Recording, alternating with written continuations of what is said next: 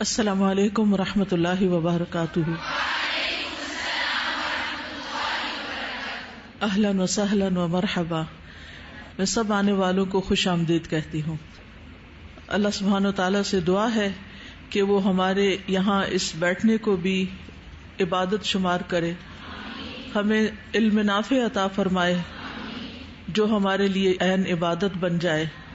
اللہ تعالیٰ ہمیں اس علم پر عمل کرنے کی توفیق عطا فرمائے, اس علم کو دوسروں تک پہنچانے کی توفیق عطا فرمائے, اور یہ تمام ہمارے لیے عبادت بن جائیں. ذالک فضل اللہ یؤتیہ من یشاء واللہ ذو الفضل العظیم. یہ اللہ کا فضل ہے, جس کو چاہتا ہے عطا کرتا ہے. تو یہ اللہ کا فضل ہے آپ پر کہ اللہ نے آپ کو توفیق دی کہ آج آپ اس وقت یہاں موجود ہیں, اور انشاءاللہ رمضان سے متعلق کچھ معلومات کا تبادلہ ہوگا, اور رمضان سے متعلق معلومات کو ہم جانیں گے اور اپنے ایمان کو تازہ کریں گے تاکہ پورے شعور کے ساتھ ہم رمضان میں داخل ہو سکے. تو انشاءاللہ شروع کرتے ہیں. نحمده ونصلي على رسوله الكريم, اما بعد فاعوذ باللہ من الشیطان الرجیم. بسم اللہ الرحمن الرحیم. رب اشرح لي صدری ويسر لي امری واحلل عقدۃ من لسانی یفقهوا قولی. قرآن مجید میں سورۃ البقرہ میں اللہ سبحانہ وتعالی آیت نمبر 83 سے 85 تک اور کچھ آیات اس کے بعد بھی رمضان سے متعلق احکامات دیتے ہیں, روزے سے متعلق احکامات دیتے ہیں. اور یہ قرآن مجید کا واحد مقام ہے جہاں ہمیں رمضان اور روزوں سے متعلق معلومات ملتی ہیں. تو آئیے پہلے ان آیات کی تلاوت سنتے ہیں, پھر اس کے بعد دیکھتے ہیں کہ اللہ تعالی ہم سے کیا چاہتے ہیں. اعوذ باللہ من الشیطان الرجیم.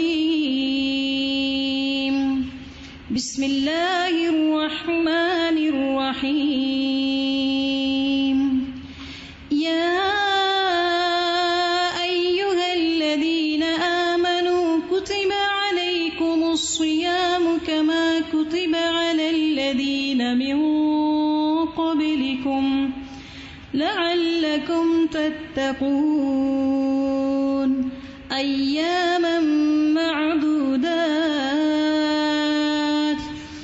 فمن كان منكم مريضا أو على سفر فعدة من أيام أخر وعلى الذين يطيقونه فدية طعام مسكين فمن تطوع خيرا فهو خير له وأن تصوموا خير لكم إن كنتم تعلمون. شهر رمضان الذي أنزل فيه القرآن هدى للناس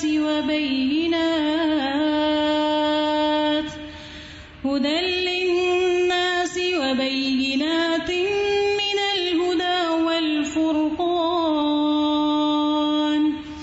فمن شهد منكم الشهر فليصمه ومن كان مريضا أو على سفر فعدة من أيام أخر يريد الله بكم اليسر ولا يريد بكم العسر ولتكملوا العدة ولتكبروا الله على ما هداكم ولعلكم تشكرون.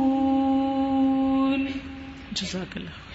اے لوگو جو ایمان لائے ہو, تم پر روزہ رکھنا فرض کیا گیا جس طرح تم سے پہلے لوگوں پر فرض کیا گیا تھا تاکہ تم متقی بن جاؤ. گنتی کے چند دن ہیں, پھر جو کوئی تم میں سے بیمار ہو یا سفر پر ہو تو دوسرے دنوں سے تعداد پوری کر لے, اور جو لوگ اس کی طاقت نہ رکھتے ہوں وہ ایک مسکین کا کھانا فدیہ دے دیں, اور جو کوئی خوشی سے نیکی کرے تو وہ اس کے لیے بہتر ہے, اور یہ کہ تم روزہ رکھو تمہارے حق میں بہتر ہے اگر تم علم رکھتے ہو. رمضان کا مہینہ وہ ہے جس میں قرآن نازل کیا گیا, ہدایت ہے لوگوں کے لیے, اور ہدایت اور حق و باطل میں فرق کرنے والے روشن دلائل ہیں.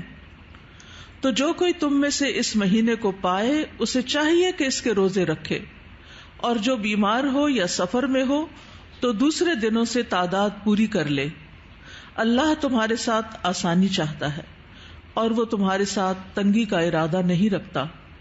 اور تاکہ تم تعداد پوری کرو اور تاکہ تم اللہ کی بڑائی بیان کرو اس پر کہ اس نے تمہیں ہدایت بخشی، اور تاکہ تم شکر ادا کرو.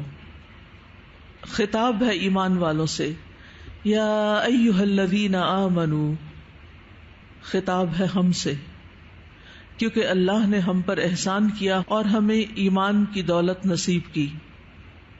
اب ایمان والے اللہ کی بات توجہ سے سنیں اور اس کو اپنے پاس نوٹ بھی کر لیں. صرف کانوں سے سنے ہی نہیں، یاد دہانی کے لیے لکھ بھی لیں.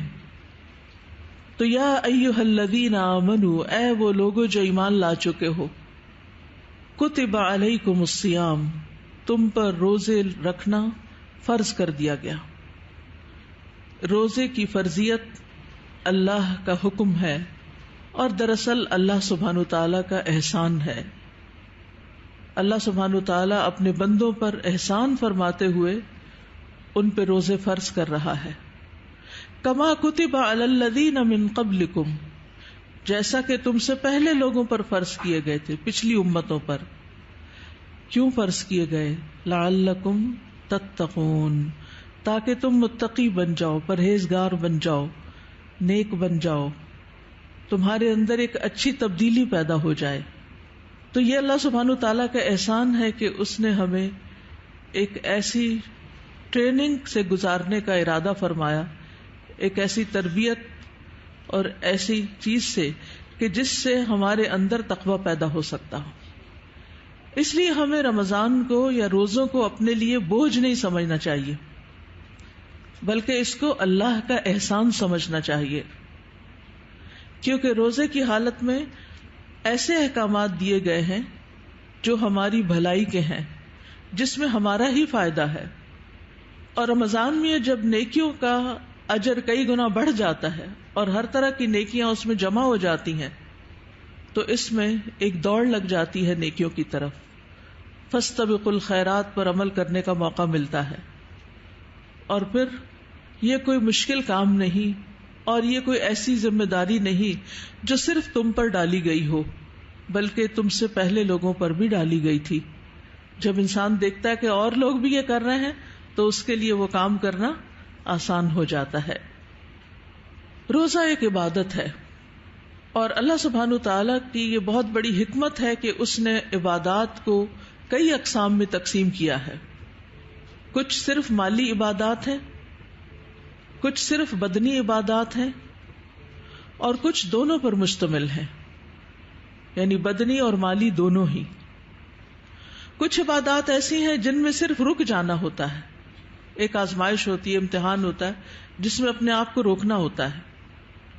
کچھ عبادات ایسی ہوتی ہیں کہ جن میں انسان کو کچھ دینا ہوتا ہے. کچھ لوگوں کے لیے مال دینا آسان ہوتا ہے لیکن اپنے آپ کو کھانے سے روکنا مشکل ہوتا ہے. یعنی کچھ لوگوں کے لیے اپنی پسندیدہ چیز قربان کرنا آسان ہے لیکن پسندیدہ چیز سے خود رکنا مشکل ہے.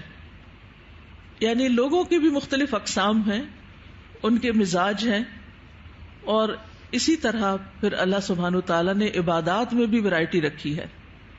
تو روزے سے مراد پسندیدہ کام سے رک جانا ہے، جو بعض اوقات پسندیدہ چیز خرچ کرنے سے زیادہ مشکل کام ہے. انسان کے لیے پسندیدہ کاموں میں سے ایک پسندیدہ کام کھانا پینا ہے. یعنی کھانے پینے کی دعوت کسی وقت بھی دے دی جائے تو انسان خوش ہی ہو جاتا ہے، اور کھانے پینے سے اگر کوئی روک دے کہ یہ نہ کھاؤ تو ہم اداس ہو جاتے ہیں، بلکہ کبھی کبھی ناراض بھی ہو جاتے ہیں کہ ہمیں کھانے پینے سے کیوں روک رہے ہیں. اور خاص طور پر جن لوگوں کو دن بھر کچھ نہ کچھ کھاتے رہنے کی عادت ہوتی ہے، کچھ نہ کچھ چبانے کی عادت ہوتی ہے، ان کے لیے روزہ ایک اچھی خاصی آزمائش بن جاتا ہے. لیکن اللہ کی محبت میں اور اللہ کا احسان سمجھتے ہوئے آسان بھی ہو جاتا ہے. تو روزے کا لفظی اور شرعی معنی کیا ہے؟ لفظی معنی تو ہے رک جانا. الصیام کا معنی ہوتا ہے رک جانا، سٹاپ کر دینا. اور شریعت میں طلوع فجر سے غروب شمس تک روزہ توڑنے والی چیزوں کو چھوڑ کر اللہ کی اطاعت بجا لانے کا نام روزہ ہے، یعنی اللہ کی اطاعت کرنے کا نام. اگر اللہ کی اطاعت اور عبادت کی نیت سے کھانا پینا نہ چھوڑا جائے تو پھر وہ عبادت نہیں بنتا. یہاں یہ بھی یاد رکھیے کہ روزہ ایک فرض عبادت ہے، اس کو ہم اپنی خوشی اپنی مرضی سے چھوڑ نہیں سکتے. ابو ذر رضی اللہ عنہ سے مروی ہے کہ انہوں نے پوچھا، اے اللہ کے رسول روزہ کیا ہے؟ آپ نے فرمایا یہ ایسا فرض ہے جو کفایت کرنے والا ہے، یعنی بہت سی چیزوں میں کافی ہو جانے والا ہے، یعنی اس کے بہت سے فائدے ہیں. اسلام کی بنیاد ہے. رسول اللہ صلی اللہ علیہ وسلم نے فرمایا، بنی الاسلام علی خمس شہادت اللہ الہ الا اللہ وان محمد رسول اللہ واقام الصلاۃ وایتاء الزکاۃ وحج البیت وصوم رمضان. رسول اللہ صلی اللہ علیہ وسلم نے فرمایا اسلام کی بنیاد 5 چیزوں پر قائم کی گئی ہے. جیسے اس ہال میں آپ دیکھ رہے ہیں کہ اس کی چھت 6 ستونوں پر قائم ہے. تو اسلام کی بنیاد 5 چیزوں پر ہے، 5 ستون ہیں اس کے. اگر اس میں سے ایک بھی گرا دیا جائے تو وہ چھت باقی نہیں رہتی، وہ ناقص ہو جاتی. تو اس لیے ان سب کا اہتمام کرنا ضروری ہے. سب سے پہلے گواہی دینا کہ اللہ کے سوا کوئی معبود نہیں اور یقیناً محمد صلی اللہ علیہ وسلم اللہ کے رسول ہیں. نمبر 2 نماز قائم کرنا. نمبر 3 زکوٰۃ ادا کرنا اگر صاحب مال ہو انسان. نمبر 4 بیت اللہ کا حج کرنا اگر استطاعت ہو. اور نمبر 5 رمضان کے روزے رکھنا. تو یا ایھا الذین آمنوا کتب علیکم الصیام، روزہ تم پر فرض کیا گیا. کما کتب علی الذین من قبلکم، جیسا کہ تم سے پہلے لوگوں پر فرض کیا گیا تھا. پہلی امتوں پر بھی مختلف عبادات فرض ہوئی اور ان میں سے روزہ بھی تھا. اور اس میں ہم دیکھتے ہیں مسند احمد کی ایک روایت ہے، نبی صلی اللہ علیہ وسلم نے فرمایا کہ یحییٰ علیہ السلام نے بیت المقدس میں بنی اسرائیل کو جمع کیا، حتیٰ کہ جب مسجد بھر گئی تو وہ ایک ٹیلے پر بیٹھ گئے. اسی سے اسٹیج پر بیٹھ کے یا ممبر پر بیٹھ کر خطبہ دینا جو ہے وہ بھی مستحب ہے، تاکہ لوگ بولنے والے کو دیکھ سکیں اور توجہ سے بات سن سکیں. پھر اللہ کی حمد و ثنا بیان کی. پھر فرمایا کہ اللہ تعالیٰ نے مجھے 5 باتوں کا حکم دیا ہے کہ خود بھی ان پر عمل کروں اور تمہیں بھی ان پر عمل کا حکم دوں. ان میں سے سب سے پہلی چیز یہ ہے کہ تم صرف اللہ کی عبادت کرو اور اس کے ساتھ کسی کو شریک نہ ٹھہراؤ. نمبر 2 میں تمہیں نماز کا حکم دیتا ہوں. تو اس سے کیا پتہ چلتا ہے کہ نماز بھی پچھلی امتوں پہ فرض تھی. نمبر 3 میں تمہیں روزوں کا حکم دیتا ہوں، کیونکہ اس کی مثال اس شخص کی سی ہے جو بھری محفل میں مشک کی ایک شیشی لے کر آئے اور سب کو اس کی مہک کا احساس ہو. اور اللہ کے نزدیک روزے دار کے منہ کی بو مشک کی یعنی مسک کی مہک سے بھی زیادہ عمدہ ہوتی ہے. نمبر 4 میں تمہیں صدقہ کرنے کا حکم دیتا ہوں. اور نمبر 5 میں تمہیں کثرت کے ساتھ اللہ عز و جل کا ذکر کرنے کا حکم دیتا ہوں. اور اس میں ہم دیکھتے ہیں کہ رمضان میں یہ ساری عبادات اکٹھی ہو جاتی ہیں. رمضان کے علاوہ کسی اور مہینے میں یہ سب کچھ یکجا نہیں ہوتا. یاد رکھیے کہ روزہ اسلام کی مضبوط رسی ہے، اسلام کا 1/3 حصہ ہے، یعنی 1/3 ہے. آپ نے فرمایا اسلام کا حصہ 3 چیزیں ہیں، نماز، روزہ اور زکوٰۃ. روزے جیسا کوئی عمل نہیں. رسول اللہ صلی اللہ علیہ وسلم سے پوچھا گیا کون سا عمل افضل ہے؟ آپ نے فرمایا اپنے اوپر روزے کو لازم کر لو، کیونکہ روزے جیسا کوئی عمل نہیں. روزہ ایک ڈھال ہے. روزہ مومن کے قلعوں میں سے ایک قلعہ ہے جو اس کی حفاظت کرتا ہے. روزہ خیر کا دروازہ ہے. معاذ بن جبل سے روایت ہے کہ نبی صلی اللہ علیہ وسلم نے ان سے فرمایا کیا میں تمہیں خیر کے دروازے نہ بتا دوں؟ روزہ ڈھال ہے اور صدقہ گناہوں کو بجھا دیتا ہے. خیر کے دروازے ہیں یہ جن سے انسان داخل ہو کر نیکی پا لیتا ہے. اور روزہ جہنم سے بچاؤ کا ذریعہ ہے، اللہ کے عذاب سے بچاؤ کی ایک ڈھال ہے. مطرف سے مروی ہے، وہ کہتے ہیں کہ میں عثمان بن ابی عاص کے پاس داخل ہوا تو انہوں نے میرے لیے دودھ دینے والی اونٹنی کے دودھ کا حکم دیا. میں نے کہا میں تو روزے سے ہوں. انہوں نے کہا میں نے رسول اللہ صلی اللہ علیہ وسلم سے سنا, وہ فرماتے تھے روزہ اللہ کے عذاب سے ڈھال ہے. یعنی دنیا میں بھی اگر کوئی عذاب آ رہا ہو یا آخرت کے عذاب جو ہے اس سے بچاؤ کا ذریعہ ہے. جیسے تم میں سے کوئی ایک آدمی جنگ میں اپنے بچاؤ کے لیے ڈھال استعمال کرتا ہے. تو اس سے کیا فائدہ ہوتا ہے کہ روزہ رکھ کے انسان اللہ کی ناراضگی سے, اللہ کے غضب سے, اللہ کے عذاب سے محفوظ رہتا ہے, جیسے قلعے میں آ جاتا ہے. لیکن شرط یہ ہے کہ انسان ایمان اور ثواب کی امید سے روزے رکھے, صرف رسمن رواجن نہ رکھے, صرف دوسروں کو دیکھ کر ہی روزہ نہ رکھ لے کہ رمضان آ گیا اب روزہ رکھنا, اب روزہ رکھ لیتے, بلکہ شعوری طور پر روزہ رکھے. یعنی ایمان کا مطلب یہاں کیا ہے کہ اللہ نے روزے پر جس طرح کے اجر کا وعدہ کیا ہے, کیا اجر کا وعدہ کیا کہ روزہ میرے لیے میں خود اس کی جزا دوں گا. انما یوفی الصابرون اجرہم بغیر حساب, صابرین کو ان کا اجر بے حساب ملے گا. تو روزے کا حساب گن گن کے نہیں دیا جائے گا, بے شمار دیا جائے گا کہ انسان اس کو گن نہ سکے. کبھی آپ کی زندگی میں کوئی ایسی چیز ملی کہ جسے آپ گن نہ سکیں؟ کبھی بھی نہیں. یا تول لیتے ہیں, ناپ لیتے ہیں, دیکھ لیتے ہیں, سائز پتہ چل جاتا ہے, لیکن کبھی ایسی نہیں کہ جو اتنی ہو کہ انسان تھک جائے کہ بہت ہے, میں اس سے زیادہ گن بھی نہیں سکتا. کبھی اتنے پیسے ملے ہوں یا جیولری یا کوئی چیز, کبھی بھی نہیں. تو اللہ کے ہاں روزے کی جزا یہ ہے کہ آپ کو اتنا ملے گا کہ آپ حساب شماری نہیں کر سکتے. اس کا اجر اللہ نے اپنے ذمے رکھا ہے. ابو ہریرہ کہتے ہیں کہ رسول اللہ صلی اللہ علیہ وسلم نے فرمایا اللہ تعالیٰ فرماتا ہے کہ ابن آدم کا ہر نیک عمل خود اسی کے لیے ہے, مگر روزہ خاص میرے لیے ہے اور میں ہی اس کا بدلہ دوں گا. اس ذات کی قسم جس کے ہاتھ میں محمد صلی اللہ علیہ وسلم کی جان ہے, روزہ دار کے منہ کی بو اللہ کے نزدیک مشک کی خوشبو سے بھی بہتر ہے. روزہ دار کے لیے 2 خوشیاں ہیں جن سے وہ خوش ہوتا ہے. ایک خوشی کب ملتی ہے؟ افطار کے وقت, تو اس وقت وہ خوش ہوتا ہے. اور دوسرے جب وہ اللہ سے ملاقات کرے گا تو اپنے روزے کا ثواب پا کے خوش ہو جائے گا, یعنی اتنا زیادہ مل جائے گا اس کو. تو اس سے کیا پتہ چلتا ہے کہ ایمان اور احتساب, یعنی اللہ نے جس چیز کا وعدہ کیا کہ بے حساب دوں گا, اس کا یقین رکھتے ہوئے روزہ رکھنا کہ اجر عظیم ملے گا. اور ویسے بھی یہ رب اور بندے کے درمیان ایک راز ہوتا ہے, یعنی باقی نیکیاں جو ہیں وہ دوسروں پہ کھل جاتی ہیں, لیکن روزہ تو آپ اکیلے ہوں, کوئی بھی نہ دیکھ رہا ہو, آپ کچھ کھا لیں تو کون آپ کو کہے گا کہ آپ کا روزہ نہیں, لیکن اللہ تو دیکھتا ہے. تو اسی وجہ سے انسان کے اندر تقوی آتا ہے. تقوی کا مطلب ہوتا ہے بچنا, کہ انسان اللہ کے ڈر سے گناہوں سے بچے اور اللہ کی اطاعت اللہ کی خاطر کرے. پھر اگر کوئی شخص روزے کی حالت میں فوت ہو جائے تو وہ جنت میں داخل ہوگا. روزہ قبر میں بھی مومن کی حفاظت کرے گا. نبی صلی اللہ علیہ وسلم نے فرمایا میت کو جب اس کی قبر میں رکھا جاتا ہے تو وہ ان کے پلٹ جانے کے وقت ان کے جوتوں کی آواز سنتا ہے. اگر وہ مومن ہوتا ہے تو نماز اس کے سرہانے ہوتی ہے, روزہ اس کے دائیں طرف آ جاتا ہے, زکوٰۃ بائیں طرف, اور دیگر نیک کام, صدقہ, صلہ رحمی, لوگوں سے اچھائی اس کے دونوں پاؤں کے پاس ہوتے ہیں. اس کے پاس اس کے سرہانے کی طرف سے کوئی چیز آتی ہے تو نماز روک لیتی ہے, دائیں طرف سے روزہ روک لیتا ہے, بائیں طرف سے زکوٰۃ اور پاؤں کی طرف سے صدقہ خیرات اور دیگر نیکیاں روک لیتی ہیں. تو انسان قبر میں بھی محفوظ ہو جاتا ہے. تو یہ بھی روزے کا فائدہ. روزہ قیامت کے دن بھی سفارش کرے گا. روزہ کہے گا اے میرے رب, میں نے دن کے وقت اسے کھانے کی اور خواہشات کی تکمیل سے روکے رکھا, اس کے متعلق میری سفارش قبول کیجیے. پھر یہ جنت میں لے جانے والا عمل ہے.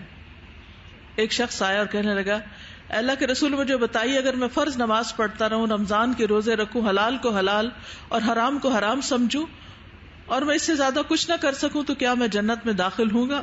آپ نے فرمایا ہاں. اس شخص نے عرض کیا اللہ کی قسم میں اس سے زیادہ کچھ نہیں کروں گا. لیکن یہ ہے کہ ہر شخص کی استطاعت کے مطابق ایک بیئر منیمم یعنی بیسک ریکوائرمنٹ ہے جنت میں جانے کی, یہ مطلب ہے. پھر جنت کے درجات ہیں, جیسے ایک درجے سے دوسرے درجے میں کتنا فاصلہ ہے, جیسے زمین اور آسمان کا فاصلہ ہے. تو دنیا میں ہم بلند درجات چاہتے ہیں تو آخرت میں صرف جنت میں داخل ہونا ہی نہیں, بلند درجات کا طلبگار ہونا بھی ضروری ہے اس کے اعتبار سے. رسول اللہ صلی اللہ علیہ وسلم نے فرمایا جو شخص اللہ اور اس کے رسول پر ایمان لائے اور نماز قائم کرے اور رمضان کے روزے رکھے تو اللہ کے ذمے حق ہے کہ اسے جنت میں داخل کرے. خواہ وہ اللہ کی راہ میں جہاد کرے یا اسی زمین میں بیٹھا رہے جس میں اس کی پیدائش ہوئی تھی. تو اس میں بھی ایمان، نماز اور رمضان کے روزے. روزے دار کے لیے جنت کا مخصوص دروازہ ہے، نام بتائیے. باب الریان. اور اس میں کون داخل ہوگا؟ صرف روزے دار داخل ہو سکیں گے، دوسرے نہیں. روزہ جہنم کی آگ سے 70 برس دور کرنے والا عمل ہے. رسول اللہ صلی اللہ علیہ وسلم نے فرمایا جو بندہ بھی اللہ کے راستے میں ایک دن روزہ رکھتا ہے، اللہ اس دن کی وجہ سے اس کے چہرے کو 70 سال تک آگ سے دور کر دیتا ہے. اتنی مسافت، یعنی 70 سال اگر کوئی چلتا رہے تو جہاں پہنچے جہنم اتنی دور اس سے ہو جاتی. اور یہ فرض اور نفل دونوں کے لیے ہے، یعنی اللہ کی خاطر جو روزہ رکھتا ہے. اسی طرح ایک اور حدیث میں آتا ہے، نبی صلی اللہ علیہ وسلم نے فرمایا جس نے اللہ کی راہ میں ایک دن روزہ رکھا تو اللہ اس کے اور آگ کے درمیان ایسی خندق بنا دیتا ہے جیسے زمین اور آسمان کے درمیان فاصلہ ہے، یعنی وہ جہنم سے اتنا دور ہو جاتا ہے. تو پھر بتائیے کہ روزہ بوجھ ہے، مشکل ہے، مصیبت ہے یا نعمت ہے؟ نعمت ہے، اللہ کا احسان ہے. اور پھر اس سے بڑا احسان کہ اس نے ہم پر فرض کر دیے. اگر یہ فرض نہ ہوتے، اوبلیگیٹری نہ ہوتے، لازم نہ ہوتے تو پھر کیا ہوتا؟ پھر نہ رکھتے. جس طرح ہم سارا سال نفل روزوں کے ساتھ کرتے ہیں نا، رمضان میں ہم پکے وعدے کر رہے ہوتے ہیں اب تو روزہ رکھنا کچھ مشکل کام ہی نہیں ہے، اس سال تو میں انشاءاللہ سارے مہینوں کے ایام میں بیت کے روزے رکھوں گی. پھر وہ کوئی ایک رکاوٹ آئی، بس پھر بھول گئے، پھر اگلی دفعہ پھر سستی ہو جاتی، پھر سستی ہو جاتی، 100 تعویلیں ہم کر لیتے ہیں. تو اس لیے یا ایھا الذین آمنوا کتب علیکم الصیام کما کتب علی الذین من قبلکم لعلکم تتقون، تاکہ تم میں تقوی پیدا ہو جائے، تم متقی بن جاؤ. یہ تمہارے فائدے کے لیے فرض کیے گئے. تقوی جو ہے یہ مطلوب ہے ہماری زندگی میں، اور ہمارے لیے ایک موٹیویشن کا کام کرتا ہے سارے نیک اعمال کے لیے. ایک کی ہے، اگر تقوی آ جائے تو ساری نیکیاں آسان ہو جائے. گویا ہم اس وقت جس حال پر ہیں اللہ سبحانہ وتعالی ہمیں اس سے اگلے حال پہ دیکھنا چاہتا ہے. یہ پروگریشن کا ٹائم ہے، یہ بہتری کی طرف جانے کا قدم ہے، یہ اگلے درجے کی طرف جانے کا موقع ہے، یہ تبدیلی کا موقع ہے. رمضان آ رہا ہے ہمیں ایک درجے سے دوسرے درجے تک لے جانے کے لیے، اور یہی ہماری نیت ہونی چاہیے، اور اسی مقصد کو ہمیں اپنے سامنے رکھنا چاہیے کہ اللہ سبحانہ تعالیٰ ہمارے اندر تقوی پیدا کرنا چاہتا ہے.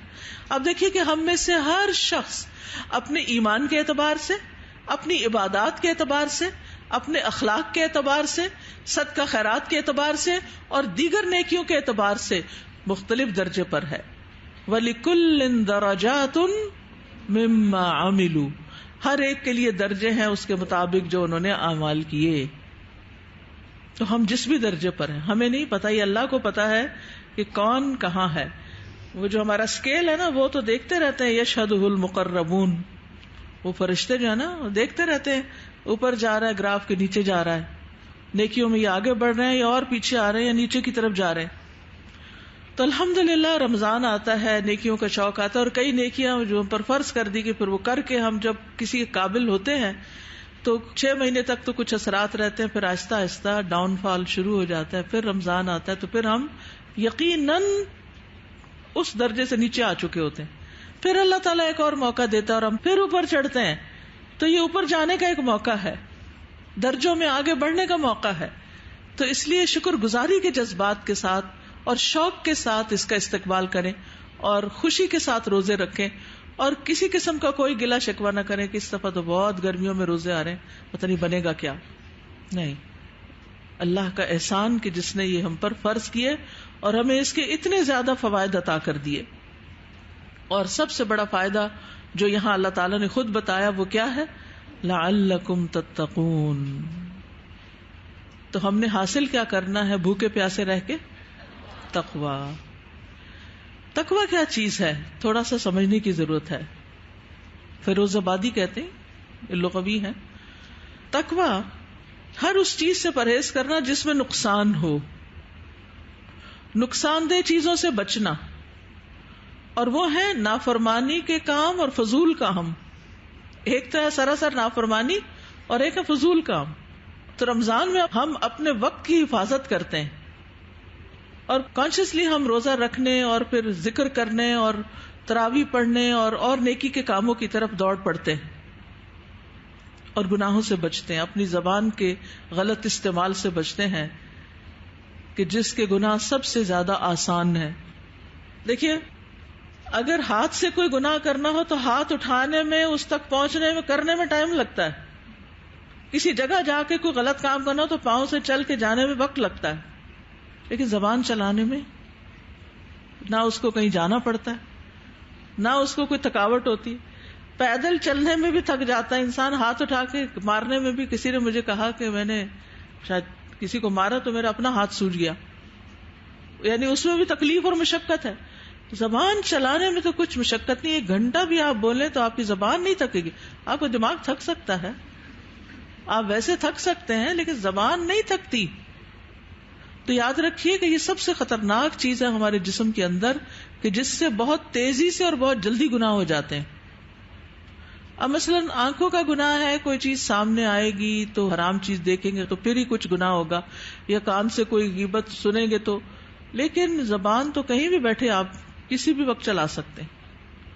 تو تقویٰ کیا ہے؟ ہر اس چیز سے پرہیز کرنا جس میں نقصان ہو. ایک قول یہ بھی ہے کہ تقویٰ سے مراد نفس کی لذتوں کو چھوڑنا ہے. اچھا, لذت کھانے پینے میں ہے, لذت مرد اور عورت کے جسمانی تعلق میں ہے, لذت خوب سونے میں ہے. تو رمضان کے دنوں اور راتوں میں جب انسان ڈسپلن میں آ جاتا ہے تو گویا لذتوں کو چھوڑتا ہے. اور پھر جھوٹ, فریب, غیبت, چغلی, ان چیزوں میں بھی نفس بڑا لذت پاتا ہے. کسی کی عزت گرانا, کسی کے خلاف باتیں کرنا, کسی کو 4 سنا دینا. تو ان سب چیزوں سے رکنا جو ہے یہی تقویٰ ہے, اور یہ رکنے کی پریکٹس ہوتی ہے.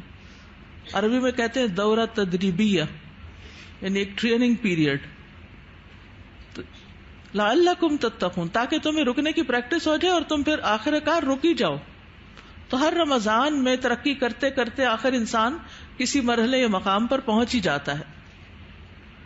جرجانی کہتے ہیں کہ اطاعت میں تقویٰ سے مراد اخلاص ہے. یعنی عبادت جو ہوتی ہے نا, یا اطاعت جو ہوتی ہے, وہ 2 طرح سے ہوتی ہے. ایک انسان کے اندر کی کیفیت کاؤنٹ کرتی ہے اور دوسرے باہر کا طریقہ.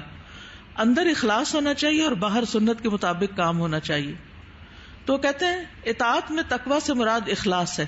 لعلکم تتقون, یعنی تاکہ تمہارے اندر اخلاص پیدا ہو جائے کہ اللہ کے لیے سارے کام کرو. تو روزہ کیا کرتا ہے؟ روزے میں انسان صرف اللہ سے ڈر کے ہی تو کھانا پینا چھوڑتا ہے. تو پریکٹس ہو جاتی ہے نا کہ نہیں اللہ دیکھ رہا ہے. تو جس طرح رمضان میں یا روزے میں آپ اللہ کے ڈر سے کچھ کھاتے نہیں ہیں, اسی طرح رمضان میں اور رمضان کے بعد اللہ کے ڈر سے باقی گناہ بھی نہیں کرتے, وہ بھی چھوڑ دیتے ہیں اور اللہ کی اطاعت کے کام کرتے ہیں. تو اطاعت میں تقویٰ سے مراد اخلاص ہے, اور نافرمانی میں تقویٰ سے مراد چھوڑ دینا اور بچنا ہے, یعنی اللہ کی نافرمانی کے کام چھوڑ دینا ہے. تو متقی کون ہوتے ہیں؟ وہ لوگ جو گناہوں سے بچتے ہیں اور فرائض کی ادائیگی کر کے اپنے آپ کو عذاب سے بچاتے ہیں. گناہوں سے بچتے ہیں اور الٹیمیٹلی عذاب سے بچتے ہیں. تو روزے کی علت یہاں بیان کر دی گئی, اور یہ ایک حقیقت ہے کہ زندگی کی بنیاد یا تقویٰ پر ہوگی یا نہیں ہوگی. ٹھیک ہے, یعنی ہم اپنی زندگی میں جو کچھ بھی کر رہے ہیں, تو جو بظاہر باہر کام نظر آ رہے ہیں, جیسے نماز آپ پڑھ رہے ہیں تو یہ نظر آ رہا ہے کام, لیکن کیوں پڑھ رہے ہیں, بنیاد کیا ہے, اندر نیت کیا ہے, یہ کسی کو نظر نہیں آ رہا.